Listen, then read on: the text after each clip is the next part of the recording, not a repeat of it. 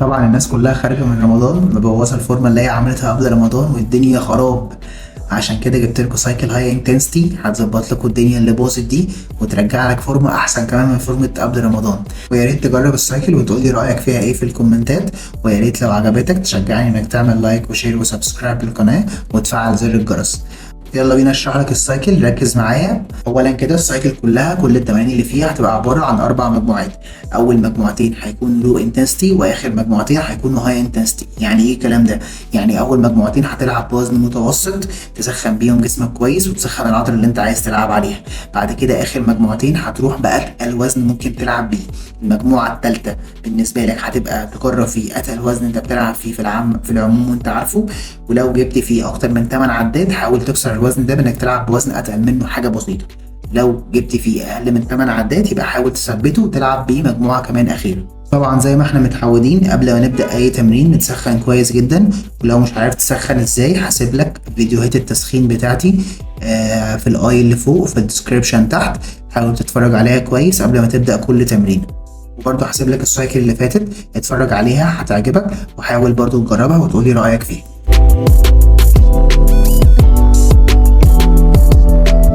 هنبدأ أول حاجة بتمرينة الرجل. أول زاوية هنخشها هتبقى سكوات على السميث. هتخلي رجلك 11 في مستوى الحوض. حاول تنزل 90 درجة، متحاولش تنزل أكتر من كده عشان ظهرك ما يوجعكش. ولما تطلع ما تحاولش تفرد ركبتك في ولا عد. طبعا مش مهم العدات خالص لأنك كده كده جايب أكتر وزن أنت هتلعب بيه. المهم تجيب اخرك في المجموعه لحد ما توصل للفيلير، يعني لحد ما تخلي جسمك مش قادر يجيب ولا عده زياده. ادخل على تاني زاويه هتبقى طعنه بالدمبل. حاول دايما في الزاويه دي ما تحاولش تفتح رجلك زياده عن اللزوم، دي اهم حاجه في الزاويه كلها. وحاول دايما النزله اللي بتنزلها تكون لتحت ما تكونش قدام عشان ركبتك ما توجعكش فيها.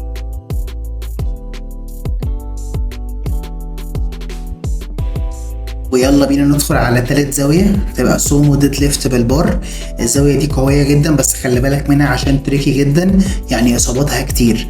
فخلي بالك انك رجلك تكون على طول قريبة جدا من البار جدا، تكاد تكون لازقة في البار ومفتوحة على شكل 7 واسع، تكون شكل السومو عشان كده هي اسمها سومو ديد ليفت. وطبعا خلي بالك ان نزلتك دايما تكون لتحت تكونش لقدام، عشان لما هتنزل لقدام ظهرك هو اللي هيشتغل معاك مش رجليك. انت بتتمرن هتحس ان الوجع دايما شغال معاك في رجلك من جوه اللي هي الضمات، وشغال معاك برضو شوية في الخلفيات والجلوتس.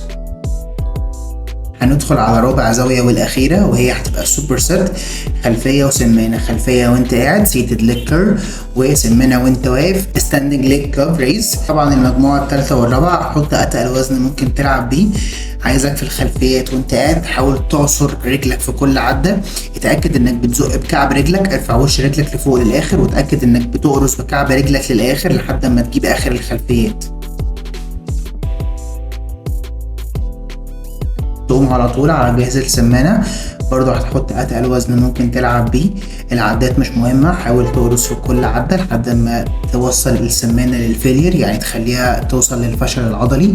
لو عندك جهاز السمانة وانت واقف العب عليه، لو ما عندكش ممكن تعمل زي ما انا بعمل كده على الهاك او على السميث، تحط ستيب خشب وتقف على طرفه بصوابعك كده وتحاول تقرص فوق. مش مهم تنزل لتحت للاخر، دي مش مهم خالص، المهم تقرص على السمانة فوق للاخر لحد ما تجيب اخر كده. انت تبقى خلصت تمرينة رجل كاملة جامدة جدا. بعد ما تخلص حاول تطلع على المشاية، بلاش العجلة، اطلع على المشاية من 10 ل 20 دقيقة عشان بس تخلي الدورة الدموية تمشي صح، والريكفري تاني يوم معاك يبقى كويس، رجلك ما توجعكش. يلا بينا على تمرينة الشست. هنبدأ أول حاجة بريس بالدمبل على الكرسي العالي الانكلاين. هنرفع الكرسي بس درجة واحدة بعد الدرجة الفلات، وهنخلي الدمبل عند صدرك من فوق عند الأبر تشست، وهتخلي دايما كوعك تحت كتفك حاجه بسيطه. ما تحاولش تأفور انك تنزل كوعك زياده عن اللزوم عشان الطريقه ما توجعكش، وما تحاولش انك ترجع كوعك زياده عن اللزوم لورا عشان كتفك ما يوجعكش. طبعا المجموعه الثالثه هتحاول تلعب بأتقل وزن ممكن تلعب بيه وتشوف نفسك جبت كام عده. لو لقيت نفسك جبت اكتر من 8 عدات حاول تزود وزن المجموعه الاخيره. لو لقيت نفسك جبت اقل من 8 عدات ثبت الوزن ده، خد نفسك، ريح كويس واشرب ميه، وخش المجموعه الاخيره بنفس الوزن وحاول تجيب نفس العدات او اكتر عده. ندخل بعد كده على تاني زاوية هتبقى بريس فلات بس على الجهاز على الماشين. هتخلي ظهرك رجع لورا للاخر وتعمل الارش الخفيف ده، وتخلي كتفك هو اللي ساند من لوحين الكتف من ورا، هو اللي ساند على الكرسي كويس، تخلي صدرك كله هو اللي طالع لبره، كوعك تحت كتفك سنه صغيره وتزق للاخر قبل ما كوعك يتفرد، تنزل على طول وتزق تاني على طول. ويلا بينا على الزاويه الثالثه، هتبقى تفتيح بس على الكابلات. تخش كيبل انكلاين فلايز، تخلي كوعك متني سنه صغيره زي ما انت شايف كده، وتخلي كل نزلتك وطلعتك لبره، وتخلي دايما صدرك لفوق. لو صدرك فصل منك وريح، يعني ظهرك ريح على الكرسي، هتلاقي كتفك هو اللي بيوجعك مش صدرك، فخلي دايما صدرك هو اللي مفروض لفوق عشان تعرف تستفيد من التمرين كويس. اخر زاويه في الجست هتبقى بريس بالدمبل على كرسي الديكلاين، يعني الكرسي اللي مايل لتحت. هتخلي دايما الدمبل بينزل وبيطلع عند صدرك من تحت، ما تحاولش ترجع الدمبل لورا عشان حاجتين: اولا تعرف تستهدف صدرك من تحت كويس، ثانيا عشان ما تتمزقش. ويلا بينا على اول زاويه في البايسبس، تبقى على الكابلات. هنحط الروب من تحت الحبل الاسود، نمسك من الاخر خالص، خلي كوعك جنبك بس خليه قدام سنه صغيره، حاول تورس للاخر فوق وتنزل للاخر قبل ما كوعك يتفرد، تطلع تاني على طول. وبرده هنعملها بنفس التكنيك، اول مجموعتين خفاف واخر مجموعتين هما اللي تقال، واحاول ازود فيهم واوصل للفيلير. كده احنا وصلنا لاخر زاويه في البايسبس واخر زاويه في التمرينه كلها. بايسبس ضيق بالبار الزجزاج، هتمسك من الزجزاج من الكيرف الضيق من جوه، وتخلي كوعك برضو جنبك وقدام سنه صغيره عشان تعرف تسكويز على البايسبس فوق للاخر. هقول لك تip كده بسيطه تعملها عشان لو بتحس ان ظهرك بيوجعك اكتر وبتحس انك مش ثابت في الارض، حاول دايما تتني ركبتك سنه صغيره زي ما انا عامل كده، وتحاول تزق الارض اكتر على قد ما تقدر، هتلاقي نفسك ثبت اكتر وهتلاقي نفسك بتعرف تشيل فيها اوزان اكتر بكتير. ندخل بعد كده على اول زاويه في تمرينه الظهر، هتبقى بنت اوفر بار رو. هتمسك البار اوسع من مستوى كتفك حاجه بسيطه، ترجع خطوتين كده لورا وتتني ركبتك سنه صغيره، حاول تسحب البار للاخر على بطنك. طبعا المجموعه الثالثه هتبقى الوزن فيها تقيل، فحاول تلبس فيها الستراب، ما تلبسش الستراب في اول مجموعتين الاولانيين كده خفاف، حاول تعتمد شويه على ريست ايدك ان هو يبقى قوي، وتحاول ان الفور ارم كمان يقوى معاك. البس الاستراف في الثالث ورابع مجموعه وهات اخرك فيهم. تاني زاويه دبابه في الظهر هتبقى لات بول داون بالهاندل وسط اللي بتتمسك من بره، ما تمسكش الهاندل عاديه، حاول تخلي مسكتك كده من بره نيوترال بالطول، وتقرص للاخر على اللات وتطلع بالراحه، ما تحاولش ان انت تفصل اللات في ولا عد، يعني انزل للاخر بس ما تطلعش للاخر، قبل اخرك بشويه صغيرين انزل تاني. ويلا بينا على الزاويه الثالثه، هتبقى على الكابلات ستريت ارم بول داون. هتمسك الزجزاج واسع شويه وتخلي كوعك دايما لبره، هي دي التركايه اللي هتحس بيها اللات بتنفجر معاك في التمرينه دي. خلي دايما كوعك سنه صغيره مرمي لبره، وانت بتطلع وانت بتنزل ما تتنيش كوعك خالص، خليه زي ما هو، هي عشان كده اسمها ستريت ارم بول داون. واخر زاويه في الظهر يا دبابه هتبقى رو ماشين، بس هنلعبها سنجل ايد واحده بس، ونخلي ايدينا مقلوبه ريفرس هاند جريب، وتحاول انك تسحب الوزن بكوعك للاخر خالص، تقرص على اللات وتنزل تعمل ستريتش للاخر خالص. خلي رجلك عامله زي ما انا عامل في الفيديو كده، رجل ورجل، وخلي دايما الرجل اللي انت بتلعب بالايد بتاعتها هي اللي موجوده فوق، هي اللي ثابته عشان تعرف تزق بيها كويس. ويلا بينا على زاويتين الترايسبس بتوعنا. هنخش اول زاويه على الكابلات، هنحط الفيت ضيقه من فوق ونحاول نستريتش للاخر فوق خالص، ونسكويز قدام للاخر خالص، ما تحاولش ان انت تسحب على رجلك، حاول تعمل ارش كده خفيف زي ما انا عامل بنت اوفر كده لتحت، وتحاول انك تزق الوزن دايما لقدام لتحت خالص. تاني زاويه في الترايسبس واخر زاويه في التمرينه كلها هتبقى دمبل اكستنشن، بس ايد واحده بس، هنلعب سنجل، وتحاول انك تنزل لتحت الاخر خالص، وانت بتطلع ما تفردش كوعك للاخر خالص، خلي دايما الاسترتشنج اللي لتحت هو اللي مظبوط. ولو لقيت كوعك بيفتح منك سنه صغيره وانت بتنزل عادي جدا، المهم دايما انك تنزل للاخر، مرونه مفاصلك دي ملهاش اي علاقه بالتمرين. وهنا كابتن حمو علي كده كان حاول يروش شويه، بس انا مرضيتش ان دوره يبقى صغير معانا في الفيديو ده، فقلت لزغلله يديله واحد فيديو. ويلا بينا نبدا تمرينة الكتف. هنبدا اول زاويه دمبل شولدر بريس، هنلعب بريس بالدمبل على الكرسي 90. حاول تثبت ظهرك كويس في الكرسي، حاول تعمل قرشه خفيفه كده، ثبت رجليك كويس جدا في الارض، هتديك استابيليتي وباور كويس جدا. حاول تنزل بالدمبل للاخر خالص جنب ودنك كده، وتزق ستريت لفوق مش لبره ومش لجوه. تاني زاوية في الكتف هتبقى دمبل لاترال ريزز، رفرفة جانبي بالدمبل. تحاول تثبت جسمك كويس جدا، زق الارض، تخلي ركبتك متنية سنة صغيرة، حاول تخلي كوعك متني بس ما تحاولش ان هو التانية تبقى زيادة عن اللزوم.